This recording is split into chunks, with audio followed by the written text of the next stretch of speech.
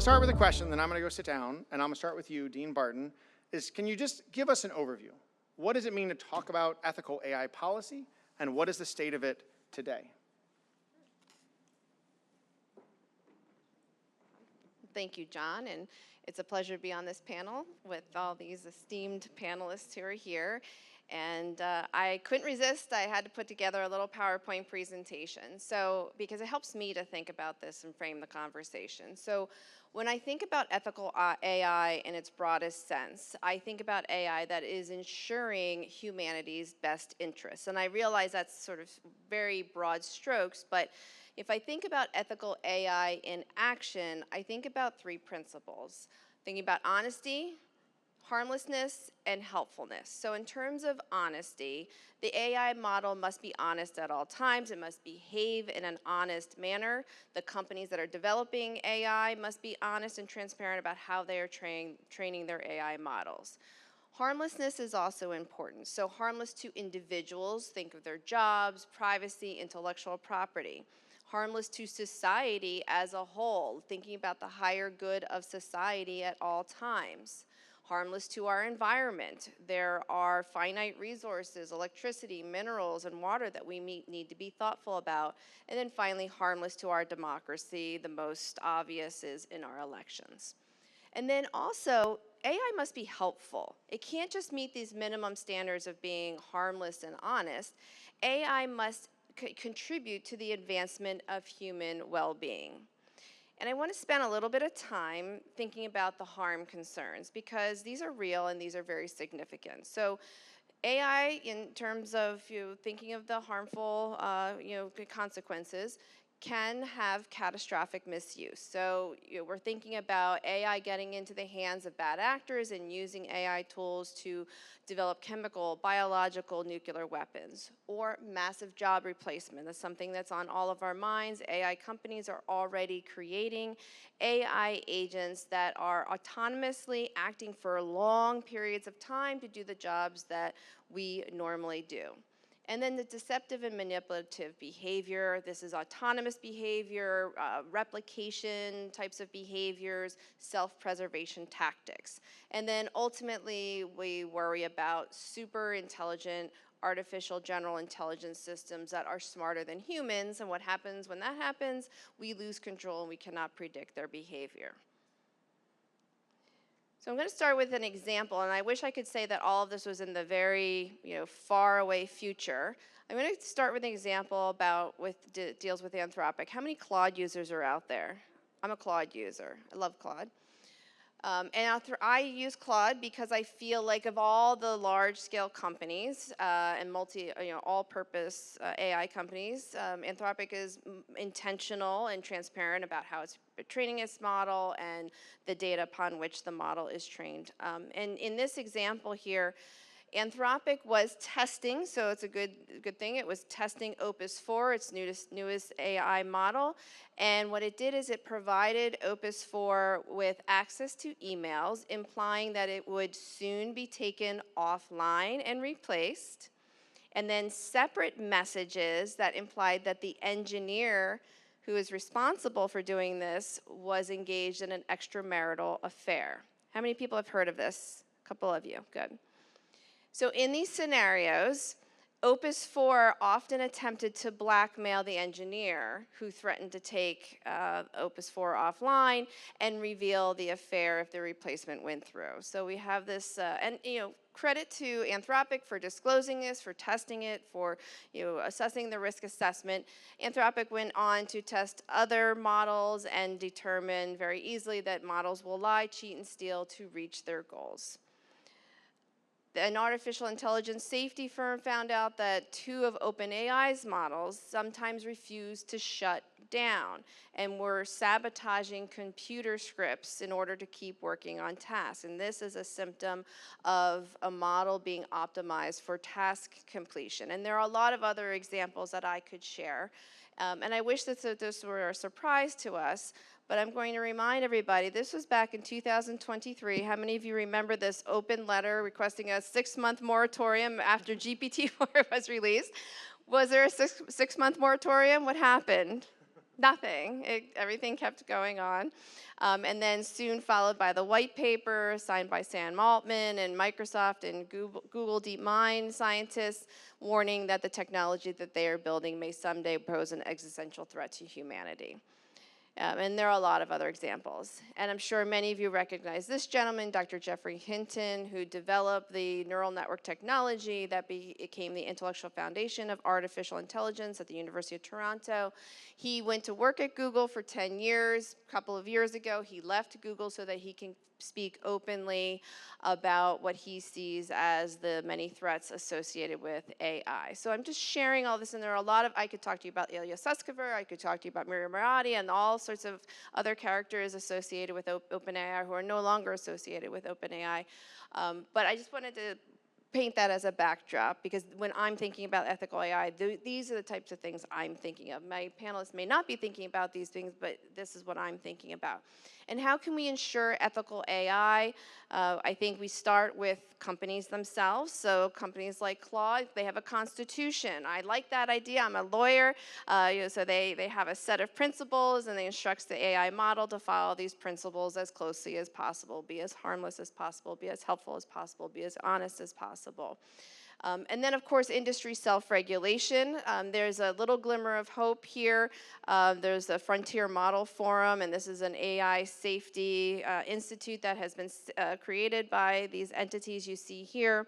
And, you know, I have a little bit of skepticism here because they have a $10 million initiative. Well, that's a drop in the bucket, you know, compared to the trillions and trillions of dollars that they are investing in developing this technology. And then finally, law and policy, and I'm sure we'll get into this conversation here. And I probably don't need to remind everybody that there's been a dramatic shift in policy at the highest levels. And you know, on the left, you see President Biden's executive order on safe, secure, and trustworthy development and use of artificial intelligence. And on the right, we see the pivot under the Trump administration to winning the race and global domination in terms of developing AI. And we can talk about that, but that certainly has set the stage. So I'm just going to end there, and we can continue the conversation. No, that's perfect. I really appreciate that as a setup. And then I just want to go to you next, Bree, to sort of talk through, now that we're sort of a little bit on the same page, how do you look at ethical AI in the governor's administration? What is that? What do those conversations look like on a daily basis? And welcome, by the way. Yeah, thanks for having me. It's good to be here. So the Shapiro administration has taken a different tack than many other states. Initially, when AI was being rolled out, the answer by many, many states was, we're just going to pretend like it doesn't exist. We're just going to say no.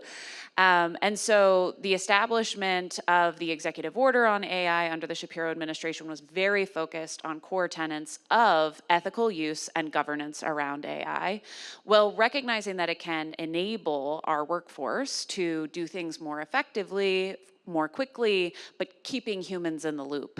And so we have taken a very strong stance on governance, central oversight, and management of the scaling of AI within our organization. But I'll tell you, in my new role, it's been really exciting to see the logs of all the employees who just want to use AI, and they're gonna find a way to make it happen.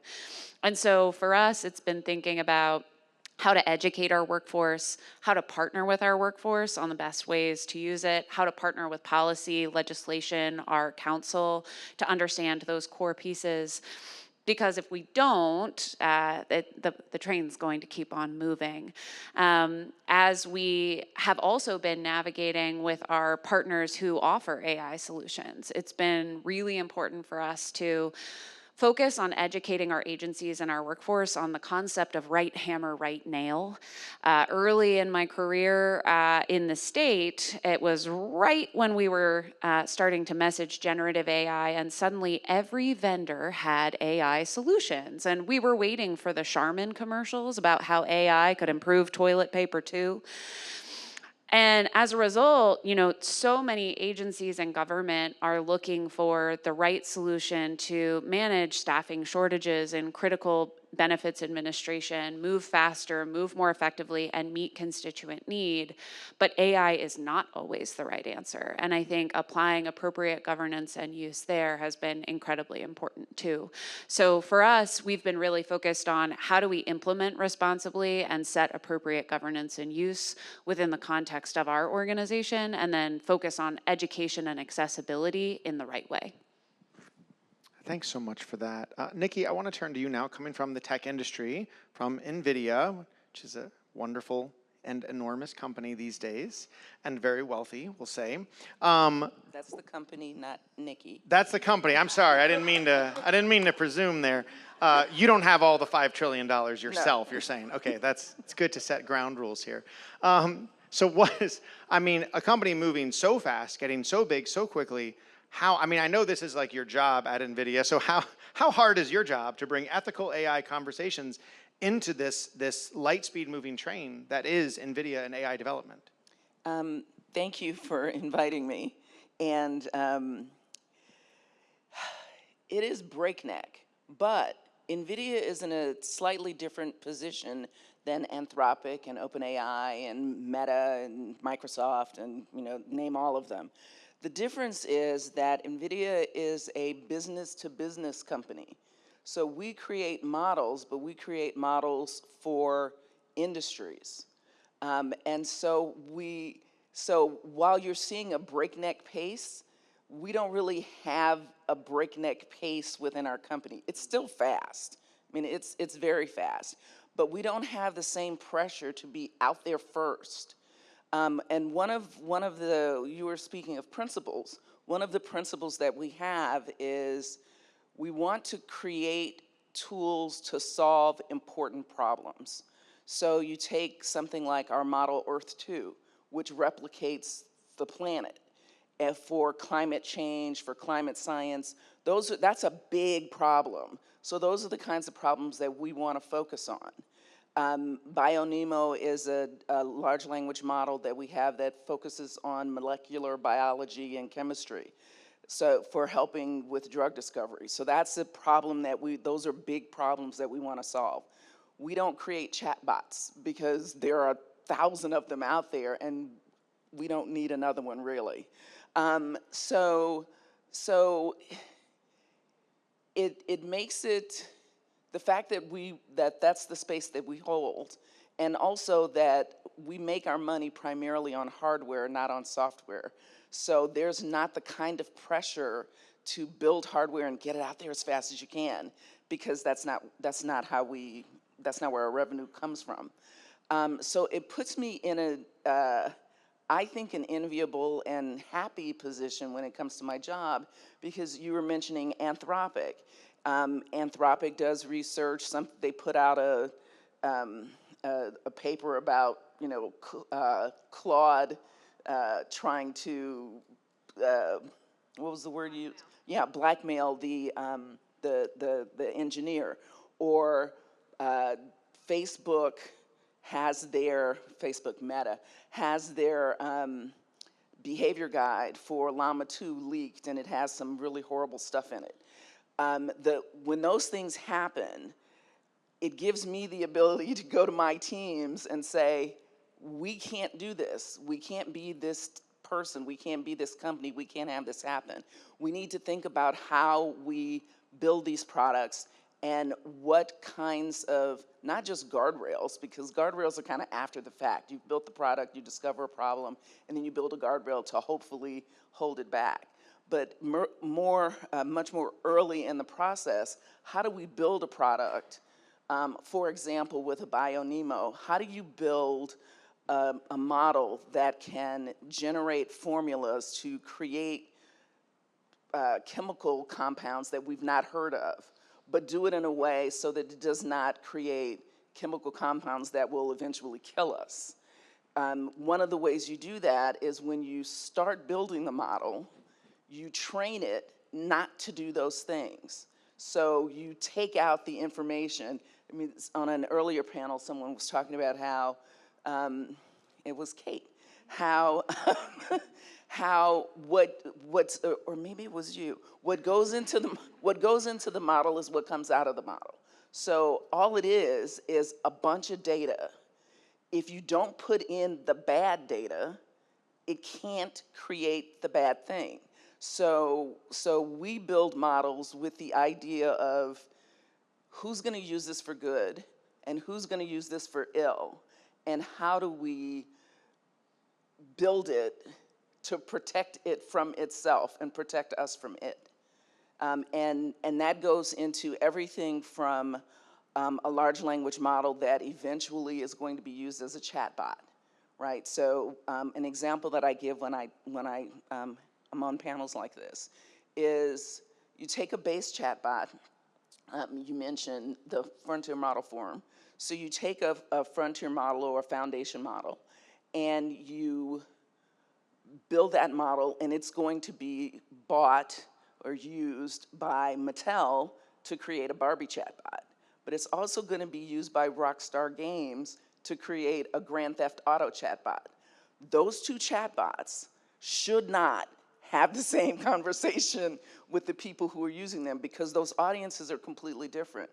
And so we think about that when who's going to ultimately use it when we're building them, so that we can build them in a way that gives the customer the flexibility to do what they need to do for their brand, but also does not impose bad things or things that they don't want to happen into that chatbot. It's hard, and because we don't know really how these things really work, it's a bit of a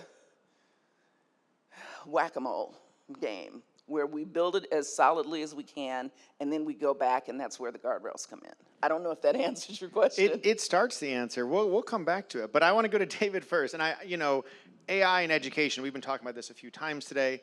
Obviously, it's a big deal. It's been a big deal for a while. Obviously, the Grefenstette Center is at Duquesne, so we know very closely. We're really excited to be here and be in such a place where we can flourish and talk about this. But just from your perspective and in higher education as a whole, how do you see this tension between, yes, we want to use AI and do all this stuff, and the obvious ethical pieces that we want to have here? So I'm so glad you're able to be a part of this panel, by the way. Thanks for coming. Yeah, John, and thanks so much for inviting me, and thanks to the panelists for a great discussion so far, and look forward to the rest of it. We've spent a lot of time, obviously, thinking about this at Duquesne University. It's one of the reasons we created the Grefenstette Center. We wanted to put ethics at the center of technology discussions rather than being on the periphery. We do have this tendency in the United States and globally, I think, of just adopting technology for technology's sake, without any thought or consideration for the ethical implications of it. And if you think of other areas in which we've had human advancement, there have been discussions that have been throttling discussions around it. So think of cloning and some of the things that happened there. And there was a discussion, just because you can do something doesn't mean that you should do something. So we've really been thinking about that at higher education for a while, and I've been to several conferences where these topics come up. One of the things that really stands out to me as a leader of an academic institution is the fact that academia should be involved in these discussions. So we do have trained ethicists. We do have individuals that are at the intersection of ethics and technology, and those individuals should be consulted along the way.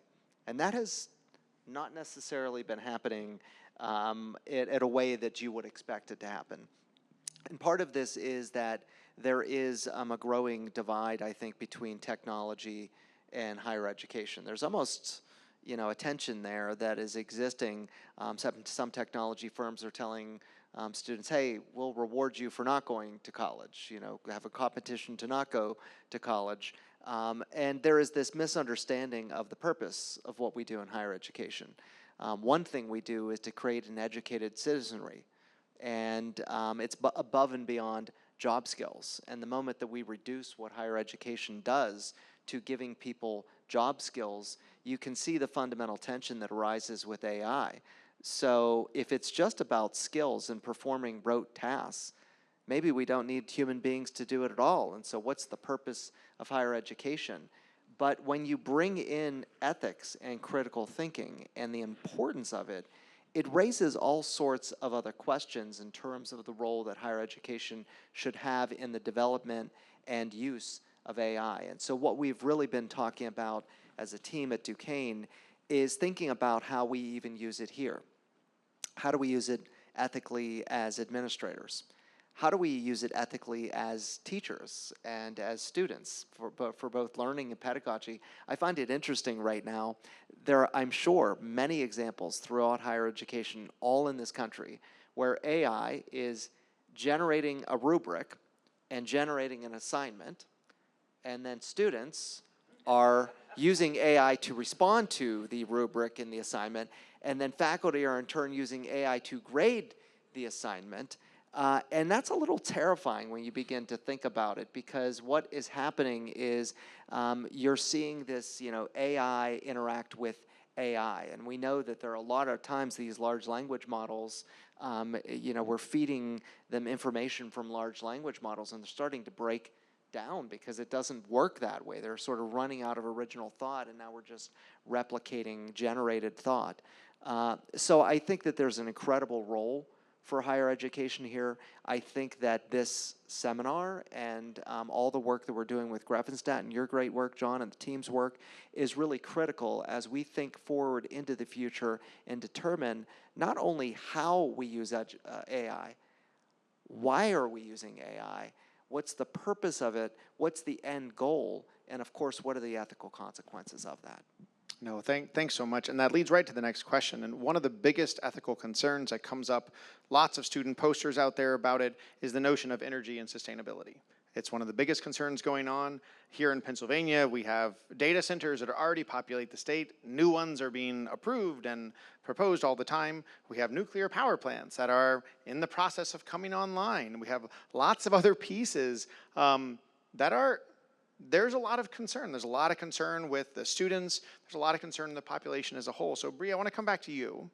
And this is a big regulation, as we already talked about. It's not a ton of regulation. We can get into that later. At a federal level, what are we doing on the state level to say, hey, maybe we can't put just because you're a big tech company, you can't necessarily put a data center in every single impoverished community in Pennsylvania. What's being done there to ensure that, yes, AI can be good, but we need to hold on to the water and the energy needs of our local communities and not necessarily outsource them just because there's money to do that? Yeah, certainly. So as an IT nerd, perhaps I won't be able to address all of the policy and legislative components of this. But energy is a conversation, and energy consumption and the sustainability of AI is something that is constantly being talked about, both in our policy and legislative offices. In my role, the goal is to help educate, and I think the Harrison McRae, who's our Director of Emerging Technologies, the amount of bill analysis that man does on a weekly basis is unbelievable. And I think for us, the focus has been on education. People can't regulate or legislate or put policy in place without really understanding the implications of what that means. And I think to the point earlier, it's how can we help educate right hammer, right nail for where AI does make sense and how we can think about what consumption would look like long term. I can't tell you the number of emails that I get that I can now confirm were generated by AI when we could have just said, no, thank you. And so as we look across our workforce and the tools that we're making available at the state level in Harrisburg and across the state, we are putting an extraordinary amount of effort into training and understanding our partners. So we've worked with groups like Innovate US. Over 5,000 of the folks in Harrisburg have now participated in that training. And so really, I think the focus at this point is on education and appropriate use so that we can think about what it looks like long term and make informed policy and legislative decisions. Thanks so much for that. Nikki, I want to shift to you on this. And I mean, I think to me, the question becomes like, what does it mean to be responsible, right? When all of these AI energy demands are enormous, they seem to keep getting bigger for a company like NVIDIA, when building chips and doing all these things. What does that mean to you? How do you wrestle with that? It's like, yes, I want to do this, but we're also using, projected to use an exponential more amount of energy than we ever have in the past 50 years because of this search after AI. So how do you personally wrestle with that, and how does that work within your role at NVIDIA? Personally, I may wrestle with it. Professionally, I don't. Because that's not an area that I have any expertise in at all. But my colleague, Josh Parker, does. And so we're sort of like, we're all in the legal department, and which is an unusual place anyway for trustworthy AI or responsible AI to be in the legal department. But that's because our general counsel believes that the way lawyers think about and the way we approach a problem is in a holistic way. And so we think about things outside of our practice area, so to speak. So I can't really talk specifically to what we do as a company, but I can tell you that generally we have efficiency targets that we set for ourselves for how much energy we use and how efficient our GPUs and data centers are. And then we achieve those goals, or we get as close to those goals as we can. I'm sorry, I can't, that's... No, that's totally fine. That's totally fine. I mean, I think just the question of defining responsibility, I think in some ways that sort of answers the question too, because I do think a lot of times when we talk about ethics of AI, we do talk about things like privacy and security and transparency, but sometimes this question of energy usage and sustainability becomes sort of a slightly separate question. And so, David, I want to shift to you here. You know, obviously, we're doing a lot here at Duquesne. Can you talk about that? How does that question of sustainability play within administration as you think about what Duquesne is and how we deal with technology in general, not to mention AI? Yeah, we've spent a lot of time working on this, and we've got a lot of impressive results of that. And so the business school had a team of students that used AI and technology to look at people's plates as they were, you know, leaving restaurants and other things, to see what food was left on those plates, to sort of look at how you source and think about purchasing food, and where the waste is, and how that is ultimately how you might be able to reduce waste. So there are ways to use AI to sort of make up for some of the challenges it's resulting in terms of the environmental challenges. But that, again, one of the things we are not doing is challenging, when we talked about, you know, carbon offsets and other things, maybe there should be a push to say, yes, we're using this additional energy, and so to put some responsibility on these companies to say, use some of this massive technology to tell us how you're going to offset some of that, so how you're going to benefit society and benefit the environment more, but make it incumbent upon them to do it, as we did when we looked at companies that engaged in fossil fuels or other things. You know, so to really push back and challenge and say, if you are going to be increasing the use of energy at exponential levels, what are you also doing to offset that? And how is your technology helping us to do that? And to really use that as a driving force in the discussion. Our one small project's just a simple example of that, but you could imagine a lot more. Absolutely. And April, on that point, what are the policy possibilities when it comes to regulating energy usage? I mean, you know, looking at local and state levels, because federal is sort of a non-starter right now. But I mean, what does that practically look like? What are some areas? Well, I will say at the federal level, data centers, these entities would be subject to the things like NEPA, the National Environmental Policy Act, and the Clean Water Act, and the Clean Air Act, but we know that the new administration has streamlined the creation of these data centers and try to remove these regulatory and legal obstacles. And so, and certainly local zoning and permitting laws would of course apply to these centers. You know, I think that concern folks the most, consumers should not be competing for electricity and off the same power grid as these data centers. Can you imagine you're living a mile from one of these data centers and you're noticing different brownouts and, you know, issues with your energy consumption, or you think about entities like hospitals and things like that. So it must be built in a way that separates these consumers and important entities from having to compete for these energy resources. Yeah, I mean, I think that's that sort of becomes the heart of it, right? The data centers don't actually produce a lot of jobs, right? It's not like an Amazon warehouse that you might have issues with, but it does bring a lot of jobs to an area, and you can work with that. A data center just produces a lot of computers, and it pulls in a lot of energy, it uses a lot of water, and they're often in places where the energy and water is cheap. And this goes to sort of the next question, which is sort of going back to this, the real shift between the Biden administration and the Trump administration is a shift that was very predicted towards massive deregulation. It's deregulation, it's dismantling of sort of any of the sort of anti-monopoly cases, which creates a different atmosphere that's palpable in how the tech industry has responded as a whole to the administration, the shift towards defense and military spending from the tech industry.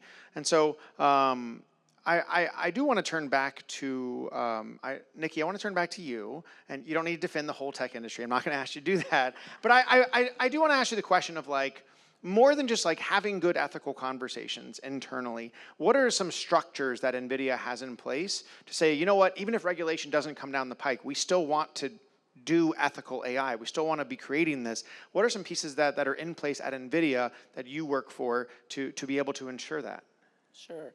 When I saw this slide, I thought, it shouldn't matter to the company whether it's the Biden administration or the Trump administration, because if you have your principles grounded, then you have your principles and they're grounded. And that's what we do. We have what we call trustworthy AI, and we have 4 basic principles that we categorize how the models should perform. And it's easy to have a list and have pillars of excellence or principles of trustworthy AI or responsible AI and not do anything about it.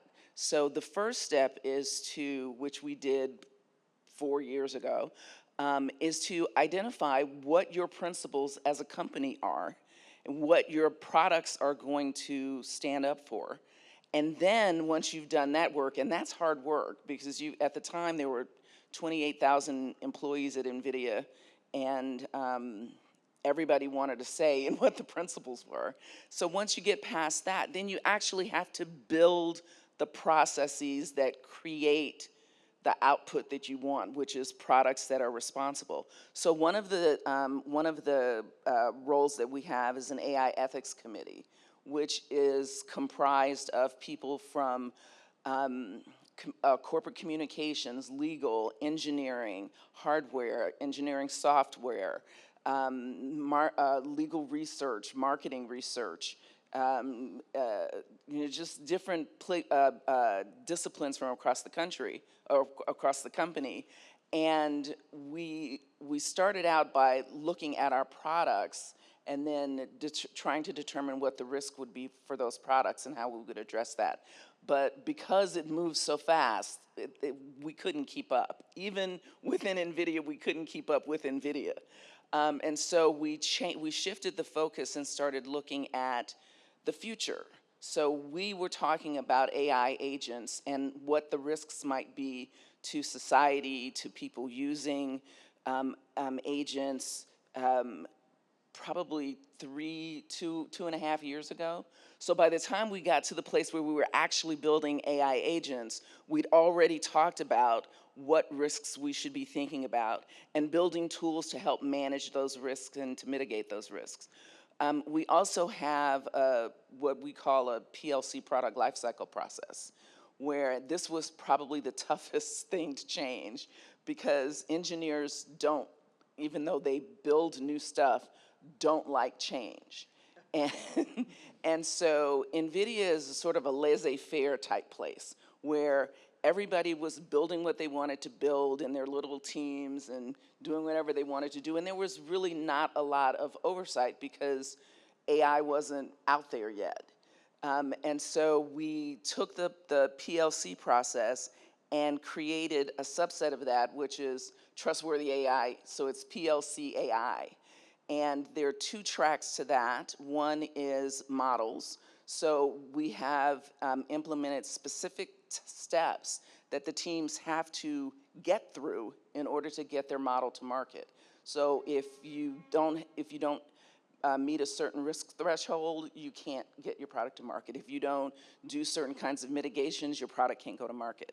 The other part of PLC AI is data set. So because data is everything, we look at every data set that engineers are going to use to train the models, and the data sets have to pass a certain legal review, technical review, and from my team, an ethics review. Is the data set, if it's going to be a data set that is going to be used to train a financial model, financial services model, what is the information in there? Where does it come from? Is it zip code coded so that it's going to end up being biased towards people in different zip codes? Is it gender coded so it might end up being biased against single parents or single mothers? So we look at all of that, and every time you want to build a model, you have to start at step one, which is registering your model and your idea, and then a whole bunch of people look at what you're doing and weigh in on whether it's something you can build. Will you ask, you can build it, should you build it? We asked that question early on, should we be building this? I had that a conversation today when I was sitting over there about, no, I won't tell you what it is, but it's, should we be building this? I don't think so, so convince me that we should. And if you can't convince me, then we can't. You can build it in-house, but it's never gonna leave with an NVIDIA name on it. So and we have a lot of those sorts of steps that we have implemented. That's great. And I hope and I believe that other companies have those too. They just start from a different set of principles, likely. Well, I think some companies may have it more than others. Bree, can you talk to me about, in the administration and the work that you're doing, that sort of same question, like what are those structures that are in place besides just, well, everybody wants good things, right? Everybody wants to do things right. What are the structures in place with AI starting to be sort of woven into all sorts of things that we do, the structures in place to ensure that it's being ethically deployed both for the people of the Commonwealth, but also within the administration itself? Yeah, absolutely. So very early on, we realized that there was an appetite and that people just didn't necessarily know when it made sense and what made sense. And so we also recognized that as the Commonwealth, we might not necessarily have bench depth or expertise there either. And so that was the creation of the Emerging Technologies team with a fast follow to the creation of an AI governance board. That governance board is not only staffed or led by Commonwealth teams, but also by external academic partners who have expertise in that space. So we do have an intake process for any AI concept that folks want to bring to bear, and that is reviewed on a monthly basis with that AI use governing board. Now, to your point, the pace is crazy. Everyone wants to do it, everyone wants to do everything, but I think where we're trying to get to is monitoring by conducting research on the AI tools that are already in place. We did a significant study on the use that employees were leveraging generative AI in their day-to-day workforce. We saw that they saw a reduction in manual tasks of about 95 minutes a day. That's fantastic. But what were the core use cases where they were seeing those time savings, and where were there less time savings, and how can we provide more blanket guidance for some of those things so that we can keep up with the pace while still keeping a close eye on new ideas that are coming down the pike. Now, one of the things that I will say is I think there's differentiation that's hard with how technology has evolved. AI is not new. Generative AI is new, but also we've had to think through how we communicate about use cases that have existed for 15 years in the Commonwealth. Things like RPA have been around for a very long time. And so when we talk about how we educate and the use cases that we're reviewing, we're also trying to differentiate there as well so that we can make sure we are not slowing down the pace of innovation and implementation in the Commonwealth. But those structures will continue to be in place so we can make sure we've got that oversight. Can I just add one thing? Yeah, go ahead. There are, I mean, you said it, AI has been around for a while, and there are industries that have been using AI in their work for decades. One of them is financial services. and they have figured out how to use AI to streamline work, but still have a responsibility to talk to the, say, mortgage person who wants to get a mortgage, why they didn't get approved for a mortgage, and to go back and figure out what the AI did and what the borrower might be able to do to improve their chances the next time. I think if we look at those industries that have been implementing AI and how they do their work for years, well, there's a lot of learning there. I'm not sure I would lift up financial services as the most ethical industry using AI out there, but I'm gonna leave you to that example. April, I wanted to ask you about, one of the ways, besides these structures, one of the ways of holding responsibility besides acts are court cases, right? Are things in the lawsuits. Can you walk us through a little bit of some of the most significant cases that are open and that we're sort of looking at in the future to see what's going to be decided? How is this going to shift what AI can and can't do? I wanted to, in terms of open court cases, I think we're all watching with bated breath about the copyright cases that are being brought against, by entities like the New York Times and other content creators against these AI models that have used their content without their permission, and they knowingly did it, and they assumed that they were going to do a sort of, we're going to do this and ask later type of mentality. And so some of the, when they're relying on fair use. And so I think that is one major area where we really are focused on watching what's happening by the courts. I do want to make a distinction. When we say that AI has been around for a long time, I do think we need to make a distinction between predictive AI and generative AI. And so, these models and these financial services models, they've been using predictive AI, just recognizing patterns. That's a far different animal than generative AI and what we're dealing with now. I think that's exactly right. I have one other question I want to ask, and then I do want to open it up to audience questions. So please get your questions ready here. David, I want to ask you about this current administration in the sense of, with all the massive deregulation in general, obviously there's a lot of stress on universities of the current administration. There's been lawsuits, there's been defunding of big grants, et cetera, et cetera. The question comes back to ethics, right? How in this current administration do we maintain the notion of an ethical university pushing at different things despite the risks that it might rise coming from a federal level and sometimes other levels as well? Great question. Thanks, John. I think we benefit because we're at a mission-driven, faith-based organization, and we always go back to our mission. We're always grounded by our mission. It is why we exist, and it is why we do what we do. And so we go back to that mission all the time. What are we setting out to do? And of course, one of the general principles at Duquesne is the idea of building authentic relationships and walking alongside people in need. And what's fascinating is, AI can't do the things that our mission sets out to do. So AI doesn't build authentic relationships. It is not working to better the lives of the marginalized and to improve the human condition. We can ask it to help with those things, but that's really where we think at Duquesne. We come back to the mission.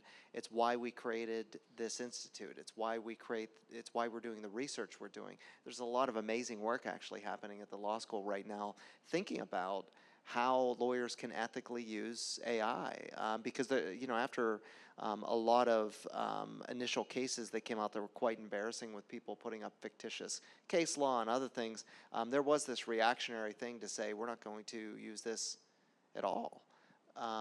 So I do think that for mission-driven organizations where you're grounded in your mission, it's easier because it doesn't matter the political administration. It doesn't matter what's going on in the broader world. We're grounded and anchored by that mission, and that mission is strong, and that mission is what guides us.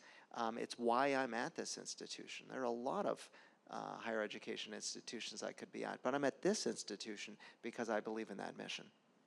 I certainly really appreciate it. It's one of the reasons I felt comfortable coming here as well, and being able to rely upon that the deep ethics tradition at Duquesne.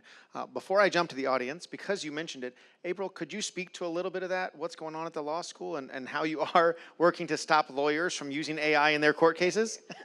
Well, thank you, Provost Dausey. So I will say we are blessed to have a very deep bench of faculty expertise at the law school. And we are focused, so first of all, you have the required courses like legal research and writing and professional responsibility or professional ethics. So, ethics, we're thinking about the code of ethics for lawyers. And in those classes, we are making sure that our students are astutely aware of the pitfalls and how to use the technology responsibly and ethically, things like lawyer competence, things like do not upload client confidential information to an open platform. And so you have those types of courses, and then we have more specific courses like coding for lawyers. If you're more interested, you could take that on top of it. Really getting innovative and creative and trying to harness that technology to build the next best big product. Courses like I teach AI law and policy at the law school, and then we have courses like privacy and copyright and intellectual property and national security law, which all touch on all these related areas. We have classes in e-discovery where students have hands-on ability to use these technologies. Well, so that's all great, but we wanted to take it one step further, and what we wanted to do is make sure that we are going out and talking with practitioners in the practice communities. And so we've been doing visits, and we actually go out to the firms, we go to the courts, and we're talking to lawyers who are out using the technology or not using the technology. And so we're, in some ways, we're educating lawyers out there and making sure that they're aware of the latest, ethical opinions and hallucinations and these types of things. But more importantly, we're listening and learning to them and making sure that we are continually connected with them, and we have sort of a feedback loop as to what's happening in real time in practice, and we're bringing that back to our classrooms so that we can be preparing our graduates to be sophisticated users of AI, but most importantly, responsible and ethical users of AI. Thank you for that. That's fantastic. Questions from the audience? All right, let's start right over here.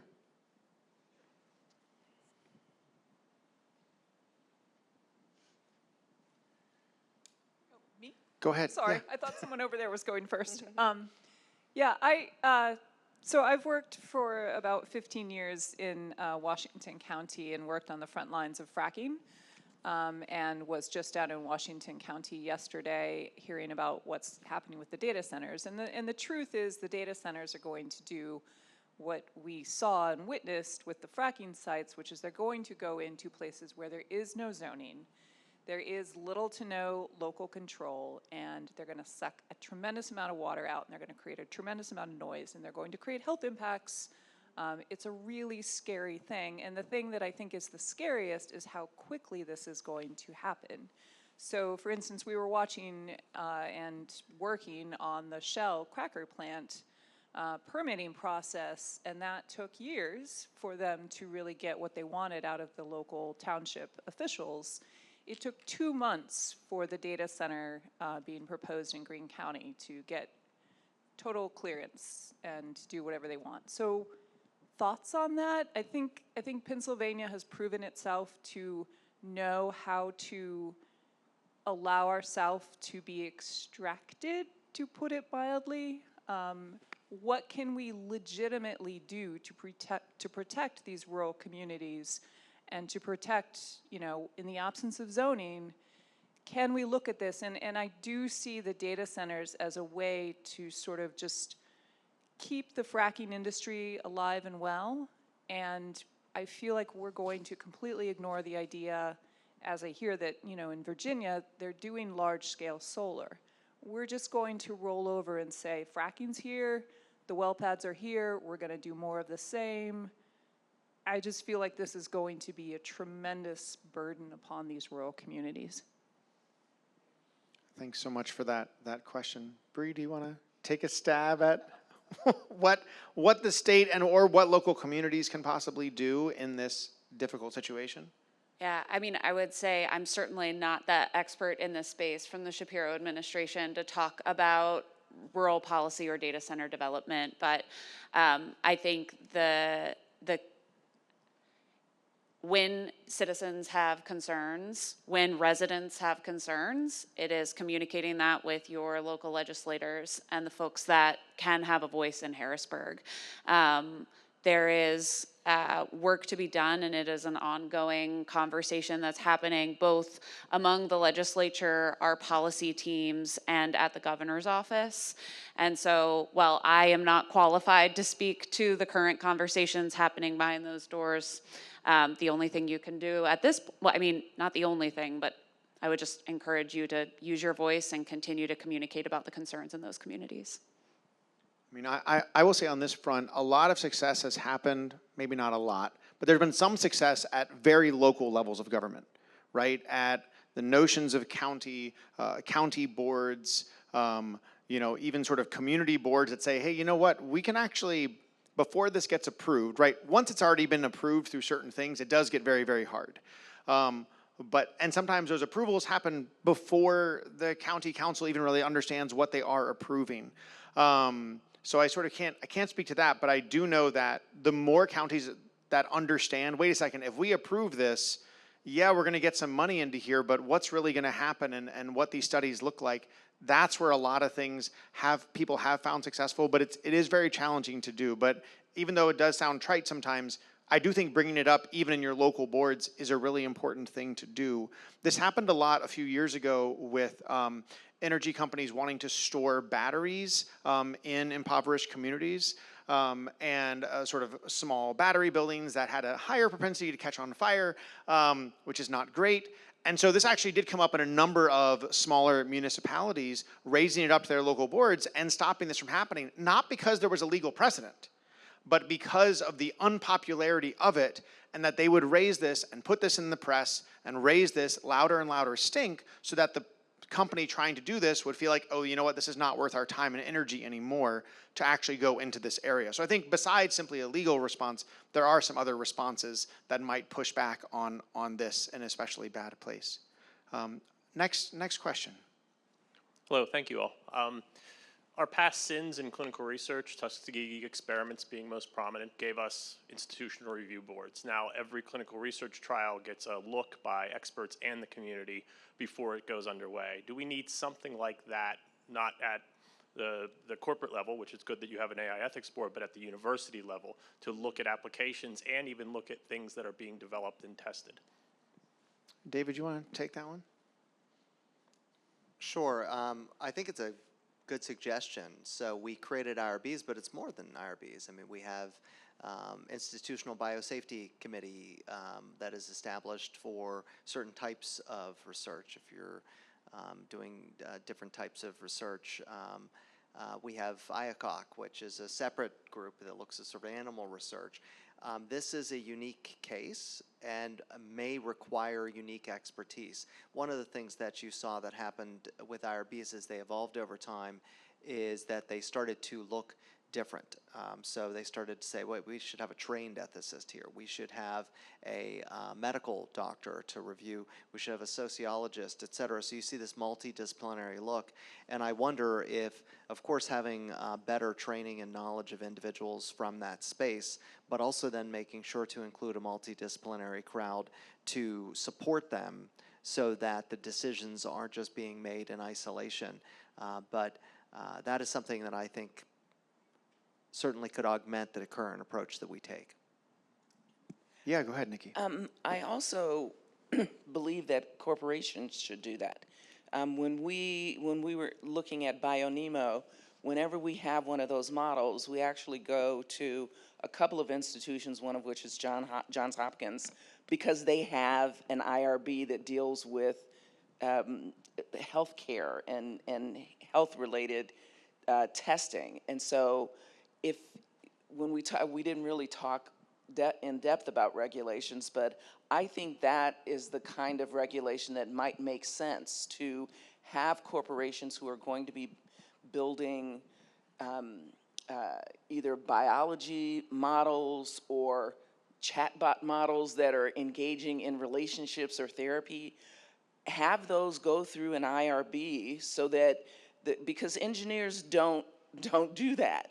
You have to understand how it's going to impact people. And so if we're talking about humanity and keeping humans involved and at the center of this technology, that's one way to do it. And IRBs have been around for a while, so I think there's a lot of knowledge to be gained there.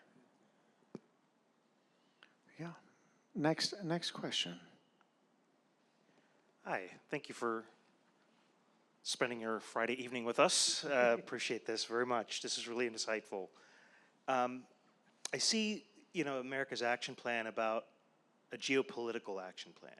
It's winning the race against China and the great power competition, very much in the ethos of this current administration. It has been for probably the last almost decade now. And private capital especially has taken advantage, taken advantage of it in the last 5 years with the launch of ChatGPT and the models. So my question here is, how do we wrestle with ethical implementation, ethical AI, responsible AI amidst the great power competition that we are in right now, as well as the great capital deployment that has everybody liquored up for AI? How do we deal with that? And how do we wrestle as a society, as communities, as entrepreneurs, as universities in doing it right? And I'll say, Pope Leo just put out some really excellent posts on X this morning about responsible AI, and I'm like, does the Vatican have corporate venture capital for for ethical AI? Because that would be very interesting, and I think we need that. So, would be interested in your thoughts.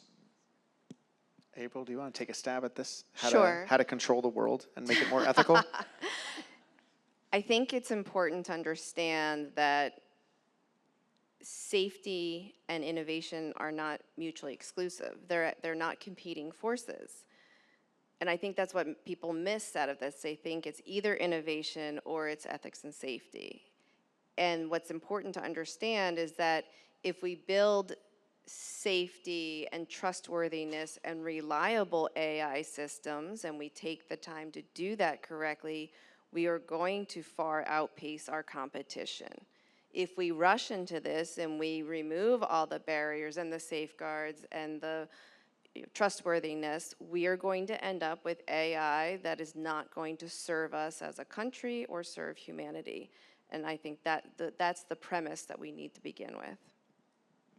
I'll also flag, I think it's important for us to continue to nurture communities of practice rooted in education about ethical AI and not have one sector be accountable for making sure that we're making those right choices. So opening the door and having constructive dialogue across academia, government, private sector is absolutely critical, because the pace not only at which technology is moving, but also the understanding and implications of technology is impossible for one team, one person, one section to understand to really get that 360-degree view. And so I think continuing to keep the dialogue open and be intentional about the conversations that are happening is going to be critical. Yeah, I also think you should, we, all of us, should involve the people who are going to be using the AI, the communities. So it's not just a matter of, NVIDIA or Meta and the people who work there building these models, these AI language models or multimodal models, vision, video, whatever. It's to get to the community in Appalachia that might be using this model so that it represents their community, their culture, and what it is that they're trying to accomplish. There are very small but growing pockets of this happening around the world. There's it was a radio station in New Zealand called Tehiku Media, and the community, this is a Maori community, decided not to use the large language models that were out there, but to build their own based on their language, and it's a dialect within the larger language and the larger community. and get the, they went even to the lengths of getting the elders to give them permission to collect the data and train the models. And so the model that they created is not just a model for that language and that culture, but it's also a model for other communities to be able to use to build their own AI that replicates or that reflects, is a better word, their community and what they want to do. And so I think it can't be NVIDIA and the Trump administration and the Mao, or not Mao, that's too long ago, Xi administration, that tells everybody this is how AI is going to look and this is what it's going to be. It's up to us to make the AI be what we want it to be and build the AI that we want to build, and it's possible. And I would say, other races we've engaged in have not ended well. And so you think about the nuclear race and we end up with like Chernobyl and other things. And so we don't want to end up in a situation where we collectively fall on our pencil and there is a major situation in healthcare. One of the ways that we slowed things down when we were looking at quality was to think about structure, process, and outcome, this idea from Donna Beatty. And I think part of the thing we are not studying right now is process and the formative approach we take to develop AI. I know some companies, NVIDIA maybe among them, are trying to think about process, but process matters. And I think that process is really critical because if you are able to develop a replicable process that works, it can result in better outcomes. And so we can't talk about the outcomes, which are the outputs and the outcomes of these models, without talking about the process and really understanding that process and making sure that we agree on that. And that's one of the things we really do well in higher education. We do formative and summative evaluations all the time. And so even if there are proprietary interests that sort of shut out these things from being broadly studied at the academy, I would make the argument that organizations and companies need to hire individuals who have that expertise, and they need to be brought in-house, and that needs to be considered to be one of the costs of doing business as we engage in this race. Well, I think that's a fantastic note to end on as we're coming to our time. It has been a wonderful 2 days. I really appreciate everyone attending both here and online. All the conversations have been fantastic. The student posters were great. So thank you all so much, and please join me one more time in thanking our wonderful panelists this evening. Thank you so much. Have a good night, everyone.